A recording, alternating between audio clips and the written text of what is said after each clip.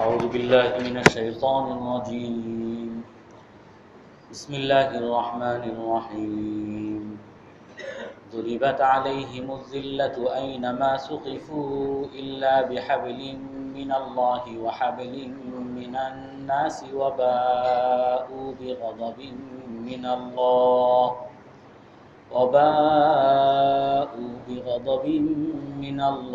وضربت عليهم المسكنة ذلك بأنهم كانوا يكفرون بآيات الله ويقتلون الأنبياء بغير حق ذلك بما عصوا وكانوا يعتدون صدق الله العظيم. আল্লাহ তাআলা বলেন, তাদের উপরে নিক্ষেপ করা হয়েছে অপমান, যেখানেই তাদেরকে পাওয়া যাবে। তবে আল্লাহর পক্ষ থেকে রশি দ্বারা এবং মানুষের পক্ষ থেকে রশি দ্বারা, আর তারা আল্লাহর পক্ষ থেকে রাগ নিয়ে ফিরে গেছে এবং তাদের উপরে দারিদ্রতা নিক্ষেপ্ত করা হয়েছে। এটা এই কারণে যে তারা আল্লাহ তাআলার আয়াতকে অস্বীকার করে এবং তারা নবীগণকে অন্যায়ভাবে হত্যা করে। এটা এই কারণে তারা অবাধ্যতা করেছে এবং তারা সীমালঙ্ঘন করে। তো আল্লাহ তাআলা এই আয়াতের মধ্যে ইহুদিদের কথা বলেছেন। ইহুদিদের উপরে অপমান নিক্ষিপ্ত করা হয়েছে, যেখানেই তারা থাকবে। রাসূলুল্লাহ সাল্লাল্লাহু আলাইহি ওয়াসাল্লাম যখন মদিনায় যান, তখন মদিনার ইহুদি, কুরাইজা বংশ, নাজির বংশ, কাইনুকা বংশ, খাইবার, তাদের সাথে রসুলের চুক্তি হয় যে তারা সবাই মদিনা রাষ্ট্রকে মেনে নিয়েছে এবং রাসূলুল্লাহ সাল্লাল্লাহু আলাইহি ওয়াসাল্লামকে তাদের প্রধান হিসাবে মেনে নিয়েছে এবং তাদের মধ্যে 52টা ধারা, মদিনা সনদ নামে যেটা পরিচিত, এগুলোর সব তারা মেনে নিয়েছে। এভাবে চুক্তি হয়েছে। কিন্তু পরবর্তীতে তারা সেই চুক্তি লঙ্ঘন করে। কাইনুকা প্রথমে, তারপরে নাজির, তারপরে কুরাইজা, খাইবার, তারা সবাই সেই চুক্তি লঙ্ঘন করে। তো আল্লাহ তাআলা তাদের ক্ষেত্রে আয়াত নাজিল করেন যে তাদের উপরে অপমান নিক্ষিপ্ত করা হয়েছে। এই ইহুদিরা যেখানেই থাকবে, যেখানেই তারা থাকবে, তাদের উপরে অপমান, তাদের কোনো সম্মান থাকবে না, তাদের কোনো ক্ষমতা থাকবে না। ক্ষমতাহীন, সম্মানহীন, অপমানের সাথে তারা জীবন যাপন করবে। আল্লাহ তাআলার কথা, ইল্লা বিহাবলিম মিনাল্লাহ, তবে আল্লাহর পক্ষ থেকে রশির মাধ্যমে, আর মানুষের পক্ষ থেকে রশির মাধ্যমে। আল্লাহর পক্ষ থেকে রশি অর্থাৎ আল্লাহ তাআলা বলেছেন, মুসলমান কোনো দেশে, অমুসলিম, ইহুদি হোক, খ্রিস্টান হোক, তারা যদি থাকতে চায় এবং চুক্তি মেনে নেয় এবং সরকারের নির্ধারিত যে ট্যাক্স, এটা দিতে যদি তারা রাজি হয়, তাহলে তারাও সেরকম সুবিধা ভোগ করবে যেরকম একজন মুসলমান নাগরিক ভোগ করে। তো এটা হলো আল্লাহর পক্ষ থেকে রশি, যে তারা অপমানের সাথেই থাকবে, তাদের কোনো সম্মান থাকবে না, তবে যদি আল্লাহর রশি তারা গ্রহণ করে। অর্থাৎ কোনো মুসলিম দেশে তারা যদি মুসলমানদের সাথে চুক্তি করে, জিজিয়ার চুক্তি, ট্যাক্সের চুক্তি করে, তাহলে তারা সেখানে মুসলমানদের মতোই থাকতে পারবে। এবং ওয়াহাবলিম মিনান নাস, মানুষের রশি। মানুষের রশি হলো যে, এক তো হলো আল্লাহর রশি, যে মুসলমানদের যে ট্যাক্সের বিধান এটা, অথবা মানুষ, মুসলমান হোক অন্য কোনো মানুষ হোক, তাদের সাহায্য নিয়ে তারা হয়তো জীবনযাপন করতে পারবে সম্মানের সাথে। যেটা অন্য এক আয়াতের মধ্যে আল্লাহ তাআলা বলেন ইয ক্বালাল্লাহু ইয়া ঈসা ইন্নী মুতাওয়াফফীকা ওয়া রাফিউকা ইলাইয়া ওয়া মুতাহহিরুকা মিনাল্লাযীনা কাফারু ওয়া জাঈলুল লাযীনা ইত্তাবাউকা ফাওকাল্লাযীনা কাফারু ইলা ইয়াউমিল কিয়ামা। হে ঈসা আলাইহিস সালাম, আমি আপনাকে আমার কাছে উঠিয়ে নিলাম, আমি আপনাকে আমার কাছে উঠিয়ে নিচ্ছি এবং আপনাকে কাফেরদের পরিবেশ থেকে পবিত্র করতেছি। আর আপনার যারা অনুসরণ করবে, জাঈলুল লাযীনা ইত্তাবাউকা ফাওকাল্লাযীনা কাফারু ইলা, আপনার যারা অনুসারী আমি তাদেরকে অন্যান্য কাফেরের উপরে সবসময় জয়ী রাখবো, উপরে রাখবো। তার অর্থ হলো যে খ্রিস্টানদেরকে আল্লাহ তাআলা সবসময় ইহুদিদের উপরে জয়ী রাখবেন। তো যার কারণে পৃথিবীর কোথাও ইহুদিদেরকে ইসলামের পরে বা ইসলামের আগ থেকেই, একেবারে মুসা আলাইহিস সালামের পর থেকেই, সব তাফসীরের কিতাবের মধ্যে আসছে যে মুসা আলাইহিস সালামের যুগেই মুসা আলাইহিস সালাম ইহুদিদের উপরে ট্যাক্স নির্ধারণ করেন। কোন কোন রিওয়ায়াতে আসছে 7 বছরের, কোন কোন রিওয়ায়াতে আছে 13 বছরের। তারপরে ইউনান রাষ্ট্রে ইহুদিরা ছড়িয়ে ছিটিয়ে ছিল, কিলদানিন, আরো বিভিন্ন রাষ্ট্রে তারা ছিল। তারা সবাই সেখানে অপমানের সাথে তাদের ছত্র ছায়ায়, তাদের সহযোগিতায়, খ্রিস্টানদের সহযোগিতায় তারা জীবনযাপন করে। এমনকি রাসূলুল্লাহ সাল্লাল্লাহু আলাইহি সাল্লাম আসার পরে রাসূলের সহযোগিতায়, অর্থাৎ আল্লাহ তাআলার রশি নিয়ে, ইসলামের ট্যাক্সের বিধান নিয়ে তারা মদিনায় সুন্দরভাবে জীবনযাপন করে। কিন্তু যখন সেই অঙ্গীকারও রসুলের সাথে সেই চুক্তিও ভঙ্গ করে, তারপরে তারা ছড়িয়ে ছিটিয়ে যায়। তারপরে তাদের আর কোথাও কোনো নিজস্ব দেশ, নিজস্ব থাকার স্থান কোথাও ছিল না বা কোথাও নাই। যেখানেই তারা থাকে হয়তোবা মুসলমানদের সাথে চুক্তি করে, জিজিয়ার চুক্তি, অথবা খ্রিস্টানদের অধীনে, অর্থাৎ ইহুদিদের নিজস্ব কোনো রাষ্ট্র আল্লাহ তাআলা দান করেন নাই সেই শুরু থেকেই। এখন এবং ওয়াবাউ বিগাদাবিন মিনাল্লাহ ওয়া দুরিবাত আলাইহিমুল মাসকানা, এবং তারা আল্লাহ তাআলার পক্ষ থেকে রাগকে নিয়ে ফিরে গেছে এবং তাদের উপরে দারিদ্রতাও নিক্ষিপ্ত করে দিয়েছেন, তারা দরিদ্র হবে। তারপরের অংশে আল্লাহ তাআলা বলতেছেন যে এই আযাব, যে তাদের উপরে অপমান এবং তাদের দারিদ্রতা সবসময় তাদের উপরে বহাল থাকা, এই আযাব, দুনিয়ার আযাব আল্লাহ কেন দিয়েছেন এর কারণ বলছেন। তো এইটা পরবর্তী সপ্তাহে বলি, এখানের প্রথম বিষয়টা নিয়েই থাকি। এখন এখানে প্রশ্ন আসে যে আমরা তো কোরআনের মধ্যে আল্লাহ তাআলা বলতেছেন ইহুদিদেরকে আল্লাহ তাআলা অপমানের সাথে রাখবেন, দারিদ্রতার সাথে রাখবেন, কিন্তু আমরা বর্তমানে বা বাস্তবে যেটা দেখি, ইহুদিদের রাষ্ট্র আছে, ইহুদিদের ক্ষমতা আছে, ইহুদিদের অর্থ আছে, এবং আমেরিকাকে পরিচালনা করে বলে ইহুদিরাই। আমেরিকার মধ্যে যত বড় বড় কোম্পানি বা তাদের মধ্যে যত জমির মালিক, বিরাট বড় বড় খামারের মালিক, সব ইহুদি। তাহলে আল্লাহ তাআলা এখানে বলতেছেন যে তাদের উপরে অপমান নিক্ষেপ করা হয়েছে, দারিদ্রতা, তাহলে এটা তো বর্তমানের সাথে কেমন যেন মিলতেছে না। কোরআনের অন্য এক আয়াতের মধ্যে আল্লাহ তাআলা বলছেন সুম্মা রাদাদনা লাকুমুল কাররাতা আলাইহিম ওয়া আমদাদনাকুম বিআমওয়ালিন ওয়া বানিনা ওয়া জাআলনাকুম আকসারা নাফিরা। আল্লাহ তাআলা বলেন যে হে ইহুদিরা, তোমরা আল্লাহ তাআলার অবাধ্য হয়েছো, এই জন্য আমি তোমাদের উপরে আযাব নাজিল করেছি।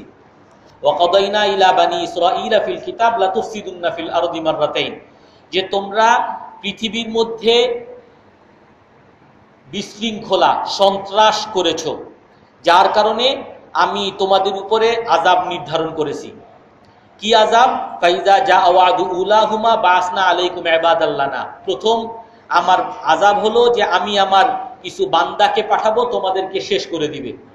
সুম্মা রাদাদনা লাকুমুল কাররা, তারপরে তোমাদের জন্য আবার আমি তোমাদের জৌলস আরেকবার ফিরিয়ে দিব।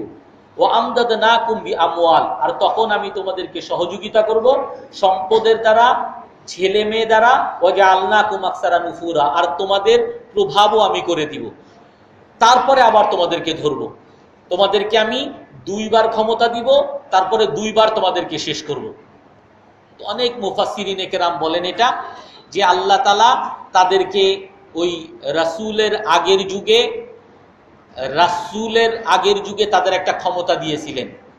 আমরা সবাই মোটামুটি ইতিহাসের বইয়ের মধ্যে এটাই পাই যে রসুলের আগের যুগে ইহুদিদের ভালো ক্ষমতা ছিল এবং তারা মদিনার মধ্যে খুব দাপটি ছিল এবং তারা বলতো তারাই ওই যুগের সবচেয়ে জ্ঞানী।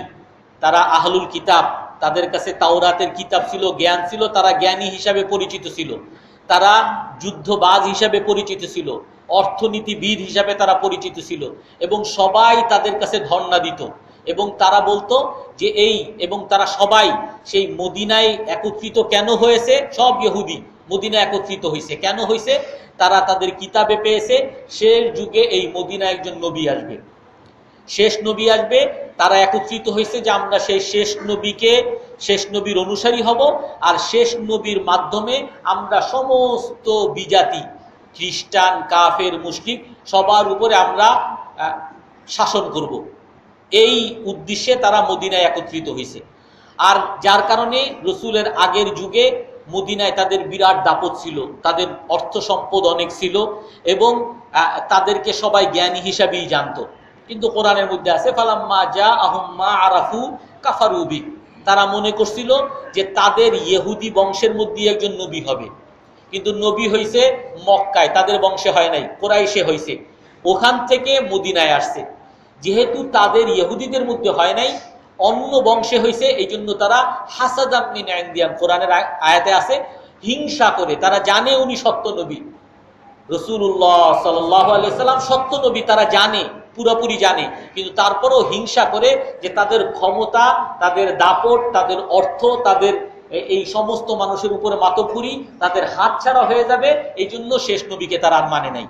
ফালাম্মা জাআহুম মা আরাফু কাফারু বি, যখন নবী আসছে তখন তারা ওই রসুলকে অস্বীকার করছে। এখন ওই রসুলের আগের যুগে তারা দাপটি ছিল, প্রথম যেটা আল্লাহ তাআলা তাদেরকে ক্ষমতা দিবেন, একবার ক্ষমতা, তারপরে রসুলের সাথে চুক্তি ভঙ্গ করার পরে তাদেরকে আবার ছন্ন ছাড়া মদিনা থেকে বিতাড়িত করে দিছে। তারপরে তারা সারা পৃথিবীতে ছন্ন ছাড়াই ছিল, তাদের নিজস্ব কোনো রাষ্ট্র বা নিজস্ব কোনো থাকার জায়গা এরকম কিছুই ছিল না, তারা বিতরণের উপরেই ছিল। একবার ইউরোপে গেছে, ইউরোপে হিটলার তাদেরকে শেষ করছে, আর একবার রাশিয়ায় গেছে, রাশিয়ায় তাদেরকে শেষ করছে।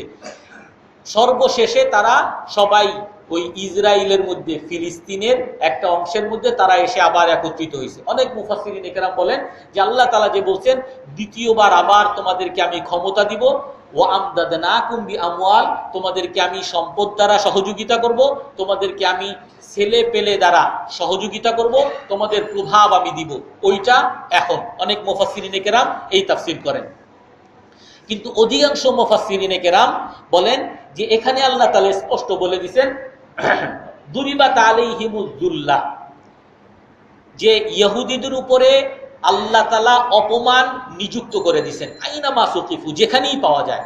তো এটা আল্লাহ তাআলার একেবারে শতসিদ্ধ কথা, এখানে আর কোনো ব্যাখ্যা নাই। কিন্তু এখানে আল্লাহ তাআলা বলছেন কি, ইল্লা বিহাবলিম মিনাল্লাহ, হ্যাঁ তাদেরকে অপমান থেকে হয়তো তারা বাঁচতে পারবে যদি আল্লাহর রশি ধরে, অর্থাৎ মুসলমানদের ট্যাক্স দেয়। যেমন রসুল আসার পরেও তারা ট্যাক্সের মাধ্যমে মদিনার মধ্যেও তাদের ক্ষমতা ছিল। আর একটা হলো যে তারা মুসলমানদের ট্যাক্সে মুসলমানদের সাথে থাকবে না, ওয়াহাবলিম মিনান নাস, মানুষের রশি গ্রহণ করবে, অর্থাৎ মুসলমান ছাড়া অন্যান্যদের বা মুসলমান বা অন্য জাতিদের সহযোগিতার মাধ্যমে তারা আবার মাথা উঁচু করবে। আজকে এই যে জামাল আব্দুল নাসের, সে মিশরের সাথে যখন ইসরায়েলের যুদ্ধ হয় 1967 সনের যে যুদ্ধটা হয়, যেখানে সমস্ত আরবরা একত্রিত হয়ে যুদ্ধ করে, আর তখন ইসরায়েলের সাথে যুদ্ধে প্রায় ইসরায়েলকে হারিয়ে দিছিল, তারপরে তারা আবার পিছু হটে। তখন ওই জামাল আব্দুল নাসের বলেছিল যে আমরা ইসরায়েল একটা ছোট রাষ্ট্র, তার সাথে আমরা যুদ্ধ করতে পারি, তাদের সাথে যুদ্ধ করতে আমাদের পুরা আরব মিলে শেষ করা তো কোনো ব্যাপার না, কিন্তু আমরা আমেরিকা, ইউরোপের মতো শক্তিশালী রাষ্ট্রের সাথে কিভাবে যুদ্ধ করব। অর্থাৎ ওই ইসরায়েলকে তখন রক্ষা করার জন্য আমেরিকা সরাসরি হস্তক্ষেপ করছে, এখনো যেটা হস্তক্ষেপ করতেছে, কোনো কিছু হইলে ভেটো দেয়, অর্থাৎ ইসরায়েল রাষ্ট্র বা ইহুদি রাষ্ট্র যেটা এখনো টিকে আছে ওই মানুষের সহযোগিতায়, খ্রিস্টানদের সহযোগিতায়। ওই খ্রিস্টানরা, ইউরোপ, আমেরিকা তারা সহযোগিতা করতেছে, তারা অস্ত্র দিতেছে, অর্থ দিতেছে, যার কারণে এখনো তারা রাষ্ট্র হিসাবে এখনো আছে। কিন্তু তারা যদি আজও তাদের ওই সহযোগিতা, খ্রিস্টানদের সহযোগিতা যদি বন্ধ করে দেয়, যে না আমরা সমতা ভিত্তিক নিরাপত্তা পরিষদে যেরকম সবার সাথে কাজ করে আমরাও সেরকম করব, তাহলে ওই মিশর দরকার হবে না, ওই ফিলিস্তিনের সাথেই কালকে শেষ হয়ে যাবে। এই জন্য বিহাবলিম মিনান নাস, যেটা মানুষের রশি দ্বারা, অর্থাৎ খ্রিস্টানদের রশি নিয়ে তারা বেঁচে আছে। তাদের যে এখন ক্ষমতা, দাপট, একচ্ছত্র আধিপত্য বা আরবদের উপরে তাদের মাতাবুরি, এগুলো সব ওই খ্রিস্টান, ইউরোপের খ্রিস্টান, আমেরিকার খ্রিস্টান, তারপরে কি বলে রাশিয়া, তাদের ক্ষমতা নিয়ে, তাদের সহযোগিতা নিয়ে, তাদের রশি দ্বারা তারা এখন ওই জিল্লাত, অপমান থেকে তারা উপরে উঠে আসে। যেটা আল্লাহ তাআলা আয়াতের মধ্যে, অপমান সবসময় থাকবে, তবে যদি তারা আল্লাহর রশি ধরে অথবা মানুষের রশি দ্বারা হয়তোবা তারা অপমান থেকে বাঁচতে পারে, যেটা আমরা দেখতেছি। সেই হিসাবে এখানে আয়াতের সাথে কোনো ভিন্নতা নাই। ওয়াদরিবাত আলাইহিমুল মাসকানা, এবং তাদের উপরে দারিদ্রতা নিক্ষেপ করা হয়েছে। এখন এখানেও কথা আসবে যে তাদের দারিদ্রতা কিভাবে, তারা আমেরিকা সবচেয়ে বড় বড় ধনী, বড় বড় কোম্পানির মালিক। ওইটা দারিদ্রতার সংজ্ঞা ইসলাম আর দুনিয়ার মানুষের কাছে ভিন্ন আছে।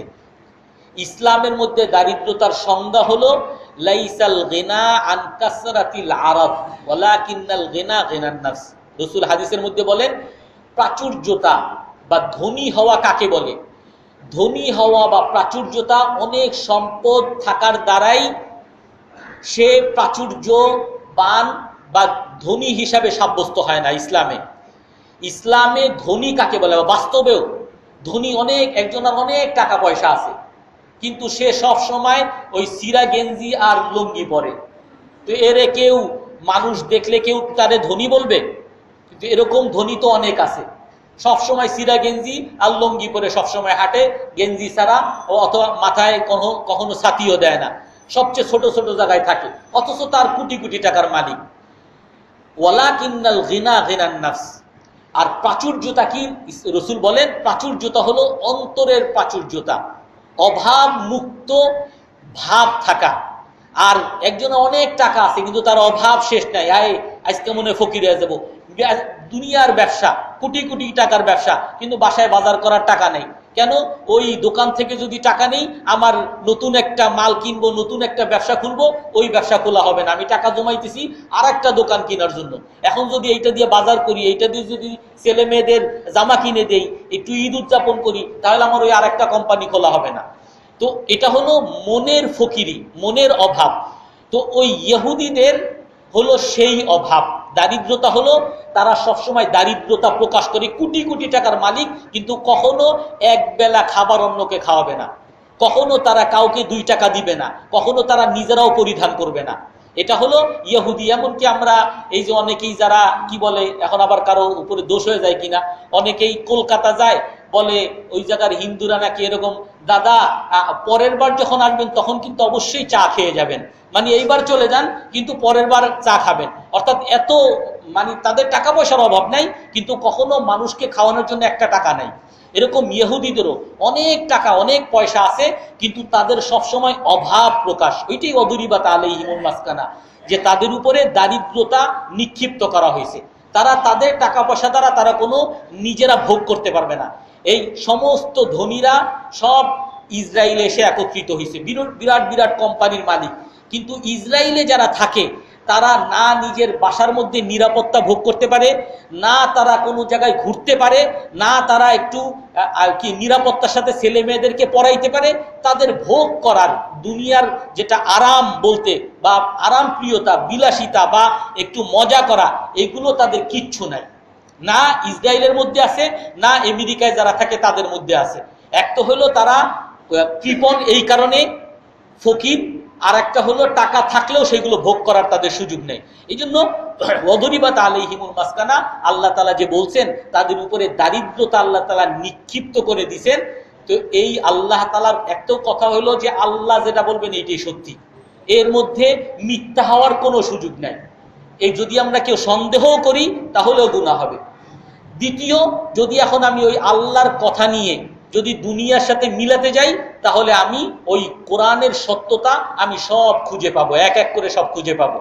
আর যদি কেউ কোরআনের ওই আয়াত নিয়ে সন্দেহ বা বিভ্রান্তি করতে যায়, যেমন বর্তমানে নাস্তিকরা, আমি একটা বই কিছুদিন আগে একজন আর নাস্তিকদের, বড় নাস্তিকদের একটা বই পড়ছি, সেই বইয়ের মধ্যে ইসলামের অনেক বিষয় আনছে, কিন্তু কোনো একটা বিষয়কে সে যুক্তি দ্বারা বা কোনো প্রমাণ দ্বারা ভুল সাব্যস্ত করতে পারে নাই বা করে নাই, করতে পারে নাই। সব জায়গায় কি একটা সন্দেহ যে আল্লাহ যদি ইনসাফ করনেওয়ালাই হয় তাহলে অন্ধরে কেন অন্ধ বানাইলেন, একটা প্রশ্ন ছুড়ে দিছে। কিন্তু তার কাছে এইটা নাই যে আল্লাহ তাআলা জালিম এই কারণে, অথবা আল্লাহ তাআলা যদি এইটা হয় তাহলে এইটাই বা কেন করলেন, যদি জান্নাতি থাকে তাহলে জান্নাতটা কোন জায়গায় রাখছেন। এরকম মানুষের মধ্যে বিভ্রান্তি, সন্দেহ, এগুলো কোরআনের এই আয়াত, যদি আল্লাহ তাআলা বলেন যে ইহুদিরা গরিব থাকবে, অপমানের সাথে থাকবে, তাহলে তাদের রাষ্ট্রটা আবার কেমনে হইল, ইহুদিরা এত ক্ষমতাবান কেমনে হইল। কিন্তু এইটা যে কোরআনের আলোকে, কোরআন বলছে কোনো ভুল নাই, এখন আপনি কোরআনের আলোকে বিশ্লেষণ করেন, কোরআন বলছে ভুল নাই, এখন আপনি দেখেন যে আসলে তারা এই যে প্রভাব, তাদের এই ক্ষমতাটা কোত্থেকে, নিজস্ব কোনো ক্ষমতা আছে কিনা। যদি ইউরোপ, আমেরিকা, ওই খ্রিস্টানরা যদি একদিনের জন্য বলে যে আমরা ইসরায়েলের পক্ষে নাই, দ্বিতীয় দিন আর তাদের কোনো খোঁজ খবর আছে কিনা। সমস্ত আরবরা মিলে যদি এক বলছিল যে তাদের দিকে যদি থুতুও ফেলে, ওই তারা কয়জন মানুষ, লাখখানেক হবে না, কোনো কোনো ইসে বলে যে মাত্র 5,000 বা 20,000, এ তো একটা দেশের মানুষ এসে যদি তাদের শুধু হাঁটাচলা করে ওই রাষ্ট্রের মধ্যে, তাদের তো কোনো ক্ষমতাই থাকবে না, কোনো অস্তিত্বই থাকবে না। কিন্তু পুরো অস্তিত্ব, এত ক্ষমতা, এত গন্ডগোল সব কি ওই অন্যদের সাহায্যে, যেটা আল্লাহ তাআলা বলছেন। হ্যাঁ, তাদের অপমান, কিন্তু ওই অপমান থেকে মাঝে মধ্যে তারা মাথা উঁচু করবে কখন, বিহাবলিম মিনান নাস, মানুষের রশি যখন গ্রহণ করবে, অথবা আল্লাহর রশি যখন গ্রহণ করবে, অথবা তারা মুসলমান হবে, মুসলমান হলে আল্লাহর রশি গ্রহণ করবে, অথবা মুসলমানদের সাথে চুক্তি করবে, অথবা মানুষের সাহায্য নিবে। তো এইভাবে যদি আমি কোরআনকে বিশ্লেষণ করি, কোরআনকে আগে মানব, কোরআন সহি, এর মধ্যে কোনো ভুল নাই, তাহলে আমি প্রতিটা প্রশ্নের উত্তর খুঁজে পাবো। আর যদি প্রথমে মানি যে দেখি আগে কোনটা, কোরআন সঠিক নাকি বাস্তবতা সঠিক, তাহলে আমি ওই কাফেরই হব, নাস্তিকই হব।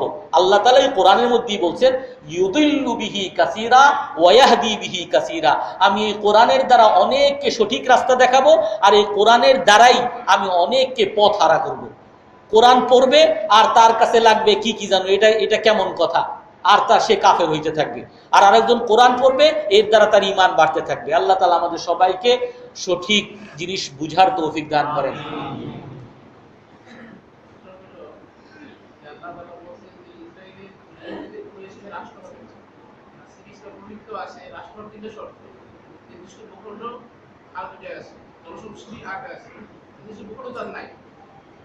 রাষ্ট্রটা তো নাই, এটা কিছু জায়গা কিন্তু রাষ্ট্র তাদের নাই, তো অনেকে বানায় বলছে তোমাদের রাষ্ট্র, আমি রাষ্ট্র শিখে ধরে নেই বা আমরা রাষ্ট্র শিখে পাই না নাকি, আমার দ্বারা এসে দল করে বসেছে রাষ্ট্র দরকার নেই। আচ্ছা, যাই হোক, ব্যাখ্যা আছে, কিন্তু যদি আমরা বলি যে না দখল করে হোক আর যেমনি হোক রাষ্ট্র তো আছে, তাহলে ওইটার উত্তর যেটা ওই হাবলিম মিনান নাস, মানুষের সহযোগিতায় একটা জায়গা দখল করে হইলেও তো করে রাখছে।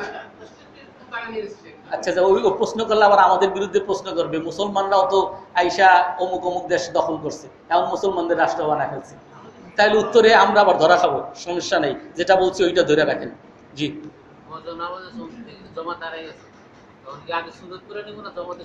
আগে সুন্নত পড়বেন, যদি আপনি সুন্নত পড়ার পরে জামাত পাওয়ার থাকে, মানে কি বলে, হ্যাঁ, আর যদি মনে করেন যে আপনি সুন্নত পড়লে জামাত শেষ হয়ে যাবে, পাবেন না, তাহলে আপনি সরাসরি জামাতে অংশগ্রহণ করবেন। আল্লাহ অনেক বড়। শবদেহ কেন পূর্ব পশ্চিমে মেনে হবে, যেন সেজদারত অবস্থায় আছে, শায়িত করা হয় না, কেন উত্তর দক্ষিণ শায়িত করা হয়, মাথা দক্ষিণ দিক ও পা যুগল উত্তর দিক এবং মুখ পশ্চিম মুখী করে কেবলার দিকে শায়িত করা হয়, ইহার আসল মর্মার্থ ও ফজিলত কি জানতে পারি কি? মুসলমানদের রক্ষায় ইসলামী মূল চেতনার জিহাদ এখন ফরজে আইন হয়ে পড়েছে কিনা, রোহিঙ্গাদের রক্ষায় এখন আমাদের দায় দায়িত্ব কর্তব্য কতটুকু, আজ শতভাগ নীরব থাকা জায়েজ কিনা, আমেরিকা ও সাম্রাজ্যবাদীরা এবং আধিপত্যবাদ কখনোই মুসলমানদের প্রকৃত বন্ধু হতে পারে না, কেননা তাহারা ইহুদিদের পেয়ারা বন্ধু, আত্মার আত্মীয়, তবুও জ্ঞান পাপী মূর্খ মুসলমানের সেদিকে কেন ধাবিত হয় ও লালায়িত হয়, পরিশেষে ক্ষতিগ্রস্ত হওয়ার জন্য তাদের হেদায়েতের প্রকৃত উপায় ও সমাধান কি? সুফি নাচ গান ইসলামে জায়েজ ও গ্রহণযোগ্য কিনা এবং কতটুকু, একেবারেই না জায়েজ কি? আচ্ছা, প্রথম হইল যে কবরে পশ্চিম দিকে কেন রাখা, কারণ এটা রসুলের সুন্নত, বাস, এর উপর আর কোনো কথা নাই। রসুল সাল্লাল্লাহু আলাইহি সাল্লাম যখন কবর দিছেন তখন কেবলার দিকে মুখ করে দিছেন, এটাই। আর দ্বিতীয় হলো মুসলমানদের রক্ষা ইসলামী মূল চেতনা জিহাদ এখন ফরজে আইন হয়ে পড়েছে কিনা। অবশ্যই ফরজে আইন হয়ে পড়ছে, তবে জেহাদের একটু কথা আছে। জেহাদের যেমন মান রাআ মিনকুম মুনকারা, যদি তোমরা অন্যায় দেখো হাতের দ্বারা পরিবর্তন করো, ফাইন লাম ইয়াস্তাতি, যদি ক্ষমতা না থাকে অথবা করতে গেলে লাভের চেয়ে ক্ষতি বেশি তাহলে মুখের দ্বারা, আর যদি মুখের দ্বারাও করতে যাও ক্ষমতা না থাকে অথবা লাভের চেয়ে ক্ষতি বেশি তাহলে অন্তর দ্বারা পরিকল্পনা করো, কিন্তু করতেই হবে। অন্তর দ্বারা হইলে ঘৃণা এবং পরিকল্পনা করতেই হবে। এখন যদি আমরা চুপ করে বসে থাকি বার্মায় মরুক তাতে আমার কি, তাহলে হবে কি, যেমন যদি এই বাজারের মধ্যে আগুন ধরে, আমি চিন্তা করি আমাদের মসজিদে তো আর আগুন ধরে নাই, চুপ করে বসে থাকি, সমস্যা কি? তাহলে ওই আগুন একসময় বাড়তে বাড়তে এই মসজিদেও আসবে, আপনার বাড়িতেও আসবে। তো এই জন্য আপনার পক্ষে যতটুক সম্ভব সেই আগুন নিবারণের এটা আপনার দায়িত্ব, আপনার জীবন বাঁচানোর জন্য দায়িত্ব। আমরা বাংলাদেশে থেকে এখন যদি ওই বার্মার আগুন নিবানোর জন্য যদি চেষ্টা না করি তাহলে ওখানে তারা আজকে তাদেরকে পুড়িয়ে মারবে, 2 দিন পরে আমাদেরকে পুড়িয়ে মারবে, এটাই স্বাভাবিক কথা।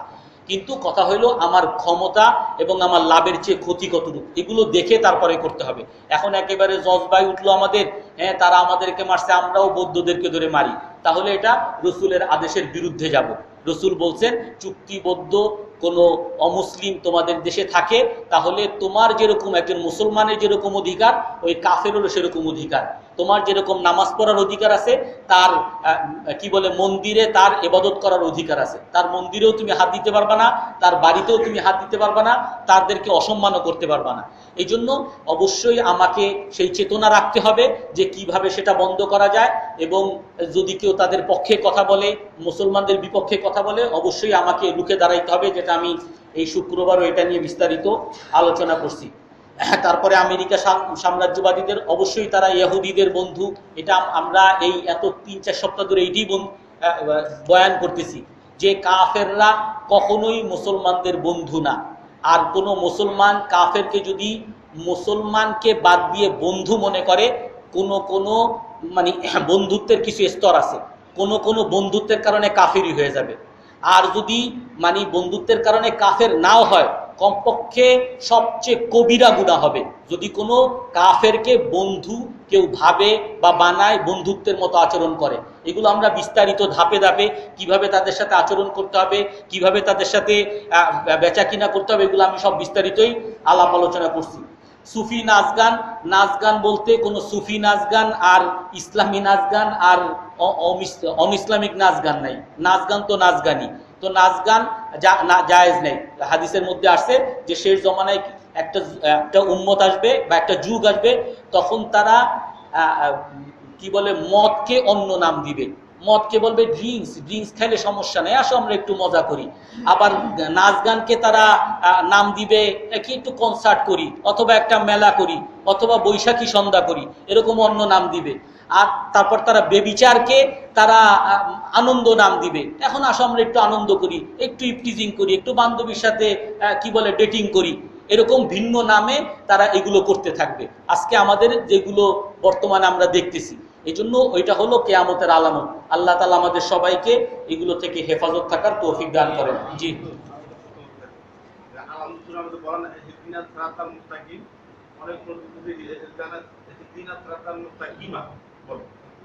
ওটা মুস্তাকিমা, আসলে মুস্তাকিমাই, কিন্তু আপনি মিলিয়ে পড়লে মুস্তাকিমা আল্লাযী আনআমতা বা মুস্তাকিম আল্লাযী আনআমতা আলাইহিম, কিন্তু আপনি যদি থামেন তাহলে মুস্তাকিম, থামলে মুস্তাকিম, আর মিলিয়ে পড়লে মুস্তাকিম আল্লাযী আনআমতা আলাইহিম।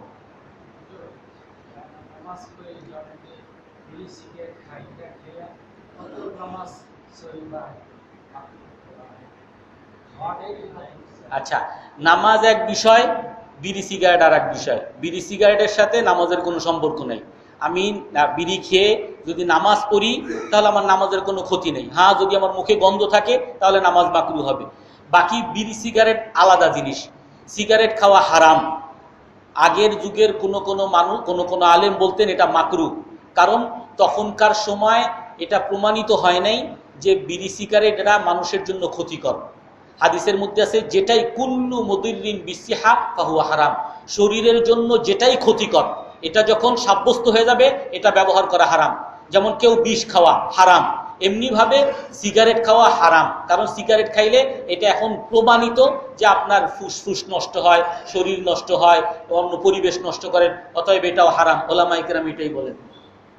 যেহেতু বৈশাখী কথাটা আসছে সেজন্য বৈশাখী সম্পর্কে ঈদ উৎসব দুটা মুসলমানের জন্য সরকারের কথা আছে, এটা জায়েজ কিনা এবং বৈশাখী বাতাটা এটাও জায়েজ কিনা? আচ্ছা, এক হইল যে বৈশাখী উৎসব, বা আমরা এই আগামী সপ্তাহে ইনশাল্লাহ এই সংস্কৃতি নিয়ে আলোচনা করব।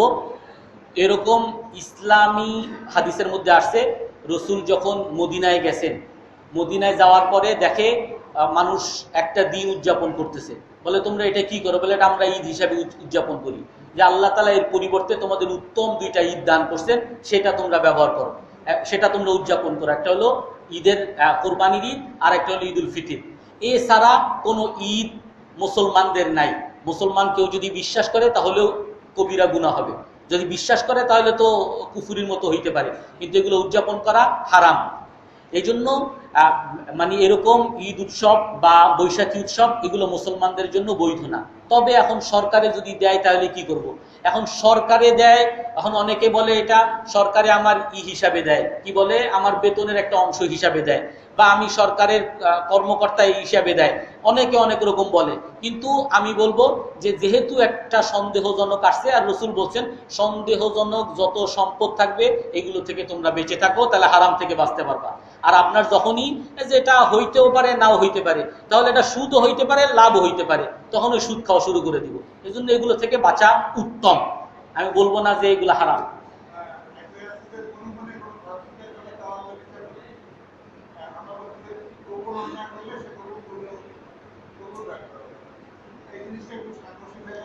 এগুলো নিয়ে মনে আমি একদিন বিস্তারিত আলোচনা করছিলাম। গোপনেরও বিভিন্ন স্তর আছে।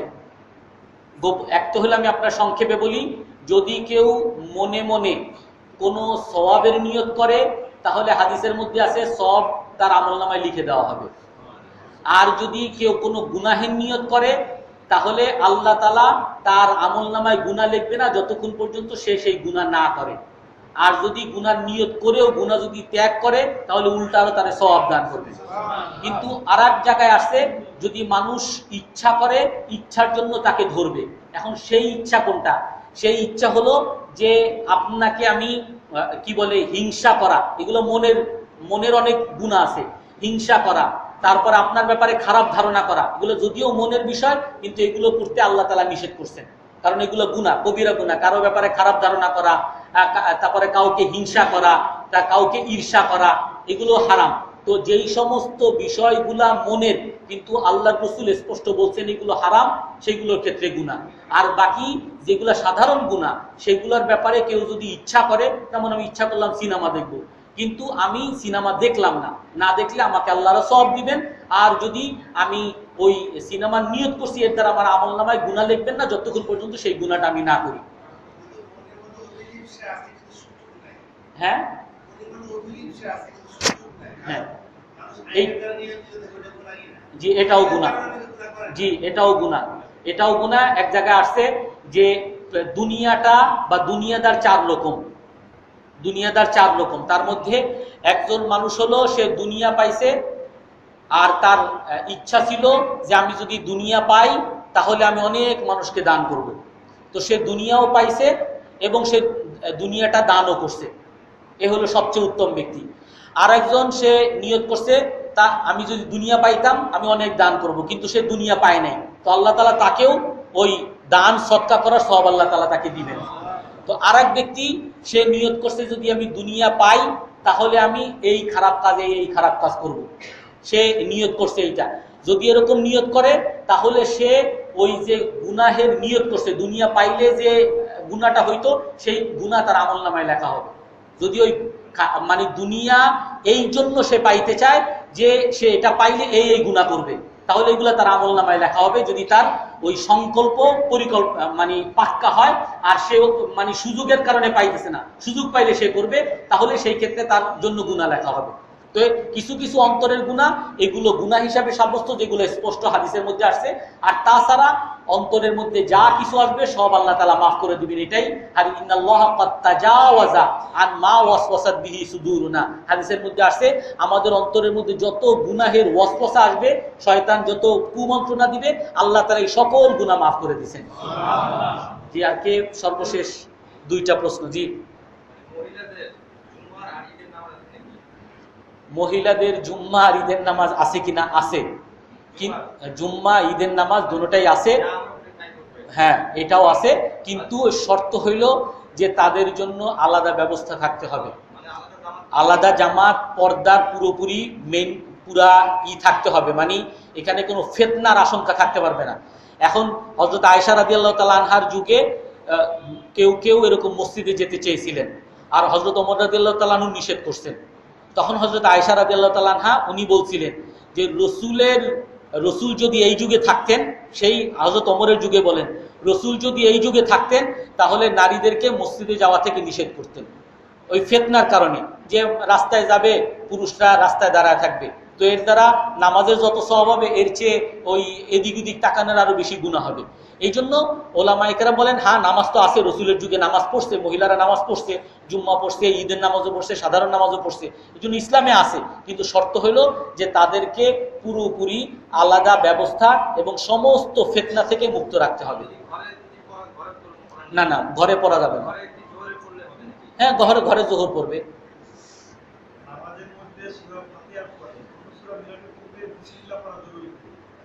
নামাজের, হ্যাঁ ওটা জরুরি বলতে সুন্নত আর কি।